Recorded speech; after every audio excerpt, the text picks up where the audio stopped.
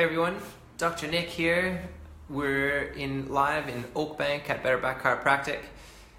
Today's is the second episode of Spark, Ignite Your Body's Action Potential. And the episode topic today is on part 2 of concussion. This time we're talking about how to increase the speed of your recovery without compromising safety. So in more detail, what we're going to cover today is this. There'll be a focus on kids, teenagers, students, uni students, basically start getting back to learning in particular as well after concussion. The topics we'll be covering is reviewing a few of the basics on concussion, 4 Ps to getting better, with a strategy for getting better with these 4 Ps I'll go over. Return to learn strategies, return to play. There's lots out there already on return to play, but I just want to make sure that you guys are, especially for those who've got our parents with kids and just haven't known too much about what the best strategies are, so you'll be introduced to it. And also the last part, which in my opinion is sort of the most important part, is some extra tidbits of information on how to speed up your recovery without compromising that safety. And that's where some of those gems will be to help you guys get back on track as quickly as possible. So before I go on there, I want to recap on what we did last week's, which was the first episode on concussion, which was, should I let my child play collision sport? So if that is a question that you've been wondering about, then go back, listen to episode 1, which was done last Thursday. So I'll be doing these every Thursdays, so you can have an answer to that question. You can have more confidence within yourself too if you are letting your kids play collision sports, which personally I think is perfectly fine and a great idea for a variety of different team, being in that team environment. There's tons of positives to it, but to have more confidence in yourself that, yep, it's fine, it's okay, go back and listen to that episode. Now, a little bit more about myself in case you don't know who I am. I'm a family chiropractor in Oakbank, as I mentioned before, at Better Back Chiropractic, which is where I'm live right now, as well as a chiropractor also south of the city, southern suburbs in Woodcroft, at a place called Adelaide Family Chiropractic. Now, so let's move on to some of the basics. Actually, one thing that I came across, I thought this was a really interesting, thought to consider, is when it comes to recovering from a concussion, most people would never even second guess the idea of having a bad hamstring injury and automatically it takes 6 weeks before you're back out there playing again.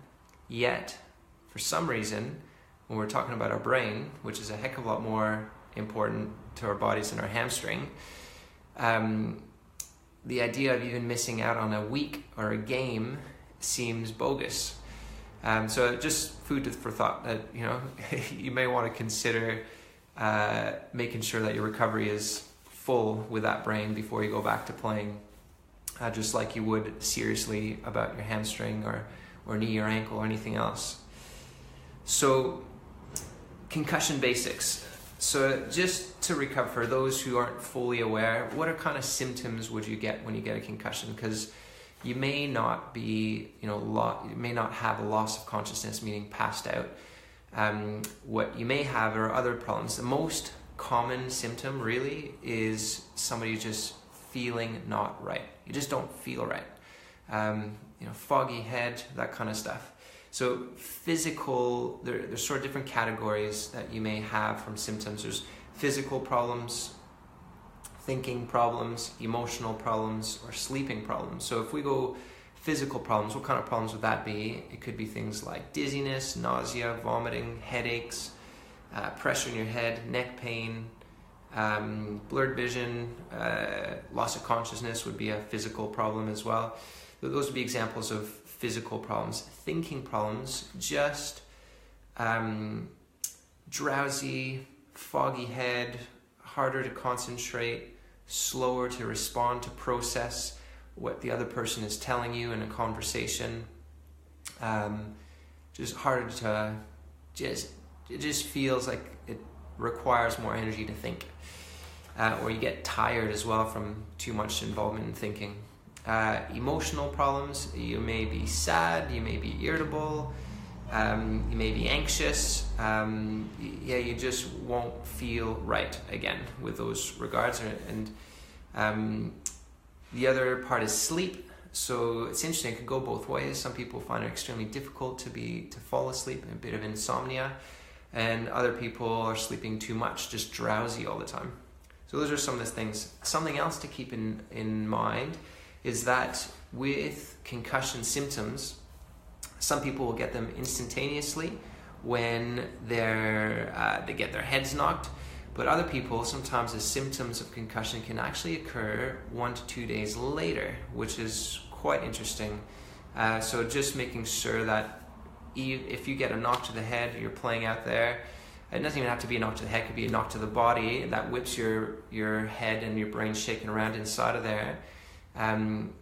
That can also create some of the, even though if you don't have symptoms on the spot, it doesn't mean you didn't have a concussion. Strangely, a day or two later, the symptoms can set in.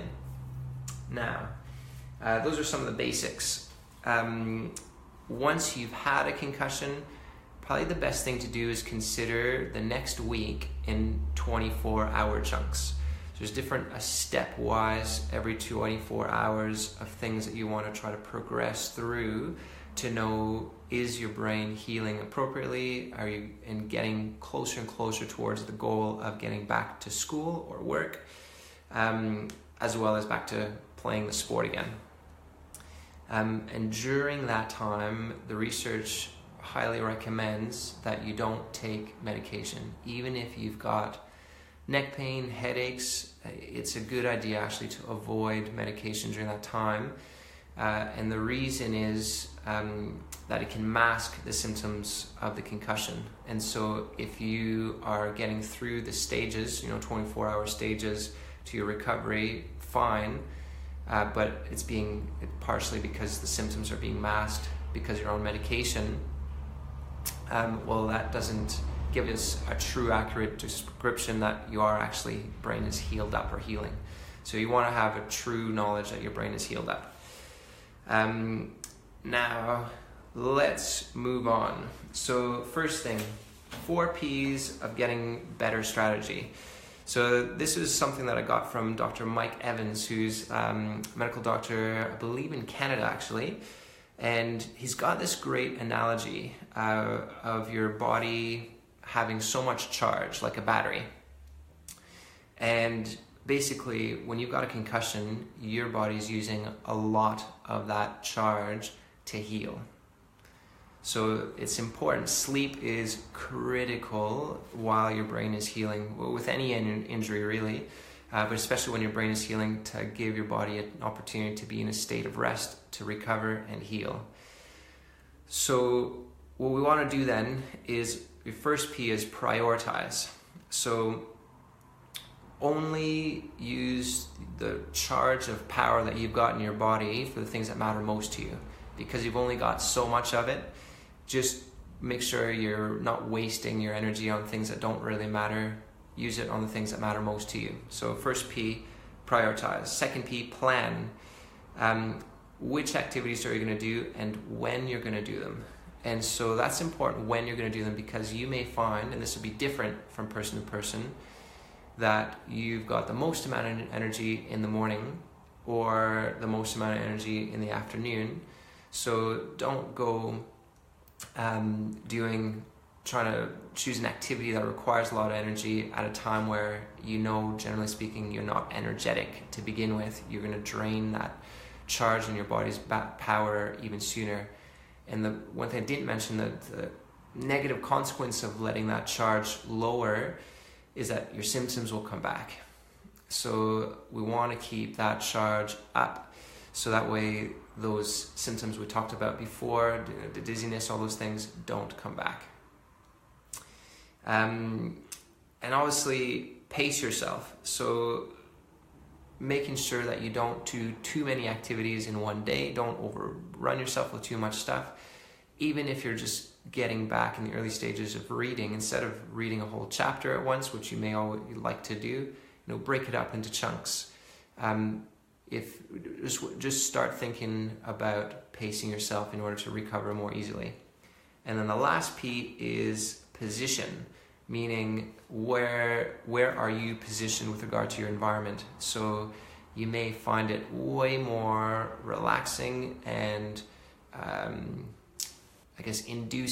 not as energy draining to be outside in nature, going for, let's say, a walk through some trails in the forest, as opposed to going for a walk along a busy street with tons of commotion going on, especially if you're going through the city center or something like that. So choosing your position or your environment wisely as well. So prioritize, plan, pace yourself, and position. Those are some important things from Dr. Mike Evans that I'm sharing with you guys to keep your battery more full, so that way your symptoms don't come back and you allow your brain to heal up. So good strategies to keep in mind. Now, with regard to returning to learn, so there's a really good chart. I'm going to see if I can attach this to this Facebook post at some point today. I've never attached a PDF file before to a Facebook Live post, but I'm told you can do it. So this is a little sheet that I'll post up. It's by an organization in Canada called Parachute, and they've basically got a really nice evidence scientifically based protocol of how you can get back to school in a safe way. So I won't go into too much detail here on the Facebook Live, because I find it easier actually to just sit down and read through it to have a better understanding. But you should know this one is that every school has, or at least should have, a concussion policy. And so if your child has got a concussion or you've got a concussion, let the school know, let the teachers know, let the principals know, because there's a lot of things that they can do to help you out. So initially, you want to spend the first couple of days at home resting, sleeping, no mental stimulation from electronics like iPads, TVs. You need to give your brain complete mental and also physical stress as well, which for some people who are busybodies sucks, but is extremely important. Once you get through a couple days of that and you're feeling the symptoms are coming back, you're doing okay, then you sort of progress through these steps of starting to do some light activity like walking at home, maybe light reading, and only in small chunks, and then you build up that, maybe starting to do a bit of schoolwork at home in small chunks. Once you can do a certain number of hours of schoolwork at home without the symptoms coming on, then you can progress to going to school. But again, it might only be for a small portion of the day at the school, because you want to just see how your body's responding. And then with the help and support of the teachers and the staff at the school. So that might mean, depending on how bad the symptoms are, being at school, but maybe being in a quieter room, or delaying tests to another day, giving yourself more time for tests because it's taking longer to process what you're learning or what you're reading on the test questions. It's a whole pile of things there to consider and think about. So if you're a parent and you've got a child, whether it be through sport or fallen off monkey bars at school, or else has got a concussion, have a look at this, and it's quite comforting knowing there's a strategy to make sure your child can get back to school as quickly as possible in a safe way. So I'll see what I can do about attaching that. Now, the other thing, I'm just off the screen here for a second, grabbing a sheet, is returning to sport. So I've been chatting a lot with some different trainers of different sporting clubs around Oakbank in particular these days, and they tell me that oftentimes the parents of the kids who've had a concussion are quite upset that their kid has to be out for potentially 2+ weeks before they can get back into playing a contact again.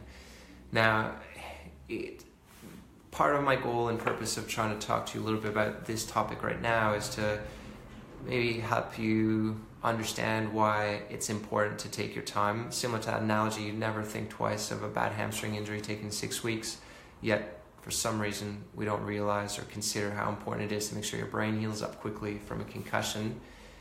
These trainers have done a lot of extra training to understand how to recognize concussion and how to manage it. And the number one most important thing about concussions is first recognize and remove from play. Number one most important, if there's any signs that somebody's had a concussion, they need to be taken off the field and not return to play that game, and make sure that everything is okay. Now, before they can go back to play, they need to be assessed by a medical doctor and just make sure that there's nothing more serious going on. So that's quite important, especially if symptoms are getting worse, headaches are progressing, dizziness is getting worse. There's a variety of different types of symptoms that we want to make sure, if things turn suddenly worse, make sure you go see the doctor and don't mess around with it. But even if things are going well, you just want to make sure you get cleared by that medical doctor before you can return. But that being said, your trainers are well equipped to understand, yep, the brain is healed up, but we still want to make sure we follow some of these steps to decrease the risk of any further complications down the road. So one of the things actually I want to make note of is before returning to sports. So this is information from what's called SCAT-5, and this one in particular is the child SCAT-5. Now, this was done in Berlin, I believe it was, this international consensus on concussions from a whole pile of experts on how do we best manage concussions. In particular, this one is for kids. Now, on here, in red, in bold, I'm just going to read this to you. It says, the child should not go back to sports until they are back to school/learning without symptoms getting significantly worse and no longer needing any changes to their schedule, meaning they're back to full-time school. That is the priority. If they can't go through school full-time without their symptoms of the concussion coming back, you shouldn't even be thinking yet about being able to return to sport. Really important message. Once we've got that established, here's the stepwise progression, which is really well explained in this here as well. And I'll attach some of this information as well to this Facebook Live, so that way you can have access to it too. But 6 steps to it. One is, again, thinking about it in 24-hour chunks throughout that week, okay? So step 1, can you get through the day just doing day-to-day life, looking after yourself, showering, brushing your teeth, just eating, all those things. Can you get through a normal day without your symptoms coming back? Just at home, getting around the house. If you can get through 24 hours, check, move on to the next step, which is light aerobic exercise. So the goal here is, what happens when we increase the rate of your heart? Do any of the symptoms come back, or are you good? Now take it easy. Again, it's light aerobic exercise. The next morning you wake up feeling good still, check. You move on to the third phase. Third phase is more sport-specific exercise. So here, just thinking about, let's say if it's footy, getting out there, kicking the ball, doing some handballs, but not with the whole team, just either with yourself or with a couple other people for a couple of reasons. One, to minimize potential contact with other players too soon, and also just so that things are more predictable. If it's just you or you and somebody else, the movements, where the ball's coming from, all that kind of stuff, it's more predictable. There's less for your brain to process, and therefore we just want to see it's another step in the direction to get you back on track. So that's 24 hours. The next day you wake up, all good, check. Move on to step 4, which is non-contact training drills. Now, ideally, your team would perhaps have different colored jersey, or Guernsey as you Aussies call it, on you, so that all the players on the team know, like, do not make contact with that player, but you're involved in the drills. So that's an important one, because now you're starting to introduce your brain from a thinking perspective along with a physical fitness exercise to make sure you're getting through the drills well. And if you can get through that, and there's none of the symptoms that are coming back, that just not feeling right, to a variety of different symptoms that we talked about. If you can get through that, the next day still feeling good, check. You can move on to the last step, which is you're ready to be in full contact practice. Now, this is an area where there's some debate as to, is it technically a good idea to let that child who's had a concussion 6 days later get back into full contact practice? And it's interesting with Rugby Australia, they're probably one of the more conservative organizations when it comes to return to play with concussion. And for kids who are basically below the age of 18, you don't get back to that phase or step of the progress for at least, the earliest you can get back is 18 days after the concussion. 18 days, so almost 3 weeks. Up until then, if you went through all the steps, you're basically stuck in the non-contact training drills step for potentially over 2 weeks, until you get through those 18 days, still symptom-free. Then you can introduce contact. If you get through that, 24 hours later, there's no symptoms, you're good for game day. With adults, Rugby Australia recommends no sooner than 11 days, which is interesting, because that makes sense from the perspective of for adults. Most concussions, the symptoms settle down and recover between 7 to 10 days.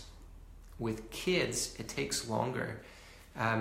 Kids meaning below the age of 18, most people, it takes closer to 2 weeks. And it's not unusual for it to take up to 4 weeks. Beyond 4 weeks, things are taking longer than they should ideally, but that's still up to 30% of people beyond that as well. So Rugby Australia is beyond the conservative side, which I think is not a bad idea to be doing that. But just know that that is not necessarily the AFL has their own regulations that they'll recommend onto all the footy clubs that your kids are playing with. FIFA will have theirs.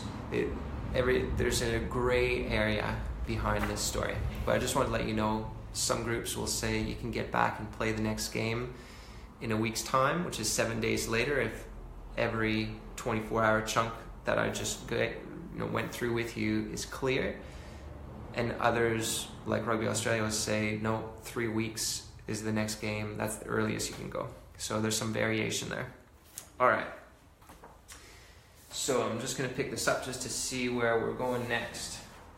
Alright, so now we are going to anything else to speed up our recovery. So these are some of the extra things that you can do that can make a big difference on recovering. Now, one of them is interesting, is exercise.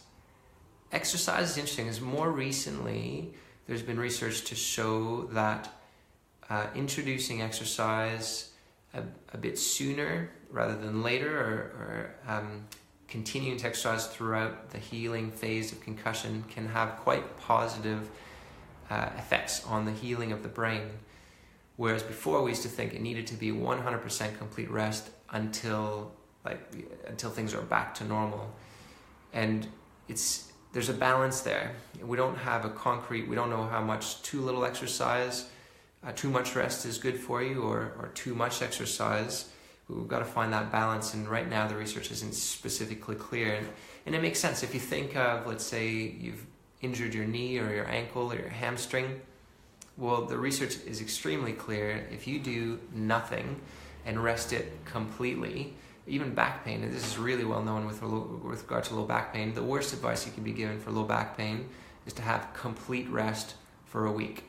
bedridden rest. That is the thing that's guaranteed in the research that will prolong your recovery.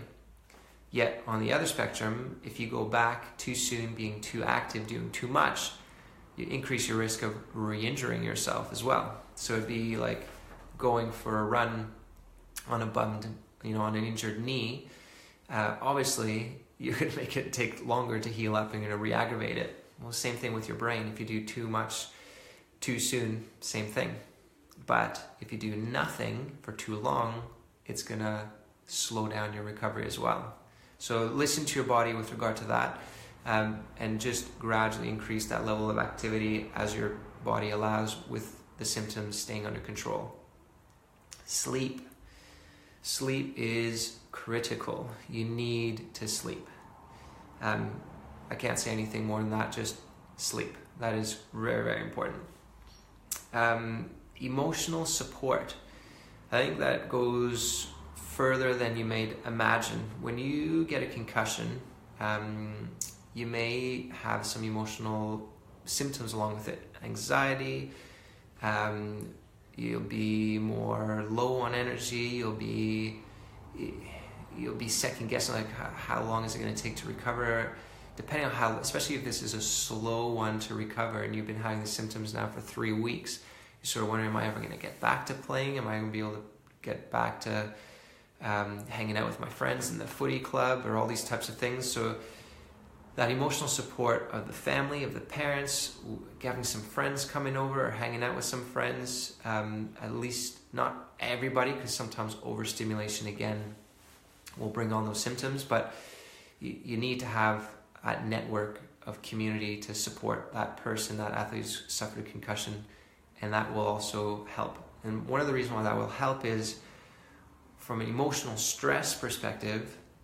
If your body is under stress, especially whether it be, let's just talk about emotionally stressed, your body doesn't heal as well. Basically, if you're in a state of stress, you're not in a state to heal. Is probably the simplest way to put it. Nutrition. So, nutrition is quite an interesting one here with regard to concussion, as for what you can do to speed things up. These next two are really important things. So, one, drinking a lot of water is really important. Your body's made of water. Your nervous system, for electrical current to travel through nerves, requires that your body is hydrated. Make sure you drink lots of water. Really important. Make sure you're having lots of good fats. So your brain and all the nerves through your body, there's a lot of fats called myelin sheath, and there's a lot of all the white matter. So you may have heard of gray and white matter in the brain.